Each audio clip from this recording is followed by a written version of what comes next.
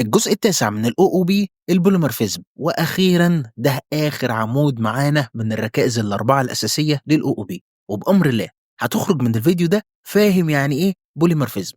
أخدنا مع بعض الانكابسوليشن، الابستراكشن، الانهيرتنس، وجت دور على البوليمورفيزم. توكلنا على الله، بسم الله الرحمن الرحيم، ربي أدخلني مدخل صدق. بالراحة كده واحدة واحدة وعلى أقل من مهلك.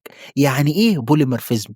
لو جينا بصينا على الكلمة ذات نفسها هنلاقيها متكونة من مقطعين اللي هم بولي ومورفيزم. لما جيت دورت وراها لقيتها كلمة يونانية، بولي معناها كتير ومورفيزم معناها أشكال، يبقى معناها تعدد الأشكال، أو بطريقة أخوك الأوبجكت اللي عنده كذا شكل. الأوبجكت اللي عنده كذا شكل يعني إيه يا حسين؟ بص يا سيدي، تخيل معايا كده انت عندك ممثل شاطر قوي زي عادل امام مثلا، مره تلاقيه بيعمل دور وزير في التجربه الدنماركيه، ومره تانية بيعمل دور اب في عريس من جهه امنيه، ومره تانية بتلاقيه بيعمل دور طيار في امير الظلام، ومره تلاقيه بيعمل دور رجل اعمال في مرجان احمد مرجان، وهكذا.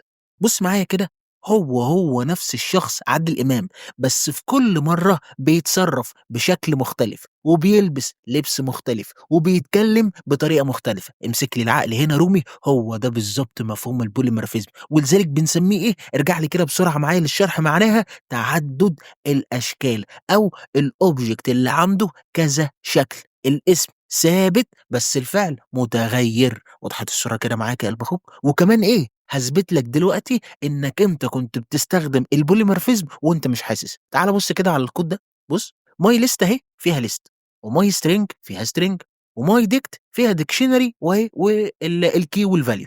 بص لي بقى هنا، انا هنا مستخدم البوليمورفيزم مرتين مش مره، الذكي اللي يلاحظ، مره في اللين ومره في البرنت. ازاي؟ عجبني السؤال. بص لي كده على داله اللين وركز فيها قوي.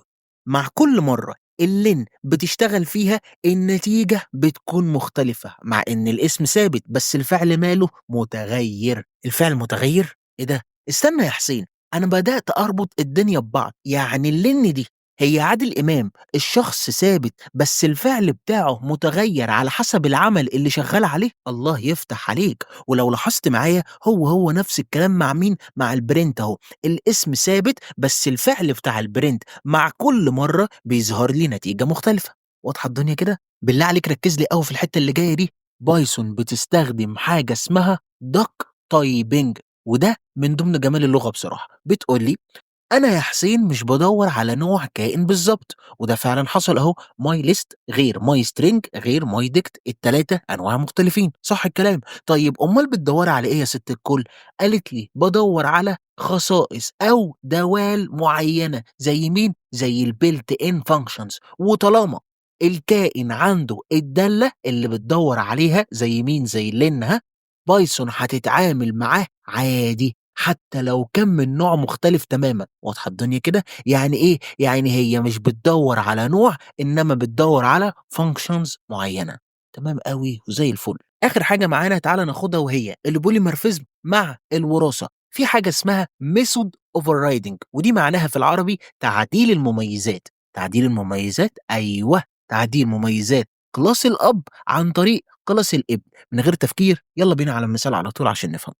زي ما انت شايف قدام منك اهو، عملنا كلاس اسمه حيوان انيمال، تمام، وعملنا داله اسمها سبيك وقلت له فيها اطبع لي انيمال ساوند.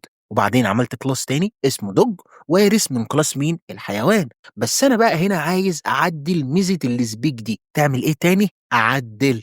نمسك العقل هنا رومي، هو ده الميثود اوفر رايدنج. يعني بدل ما تطبع انيمال ساوند في كلاس الدوج، ها، لا، انا عايزها تطبع لي ووف مثلا، صوت الكلب. بكل بساطة اهو عملت دالة اسمها سبيك برضو، وقلت له اطبع لي صوت الكلب. نفس الكلام في كلاس في الكلاس بتاع القطة، نفس الكلام هو. لما هنادي على القطة هتطبع لي صوت القط. تعال نعمل الاوبجكتات بتاعتنا بقى اهو.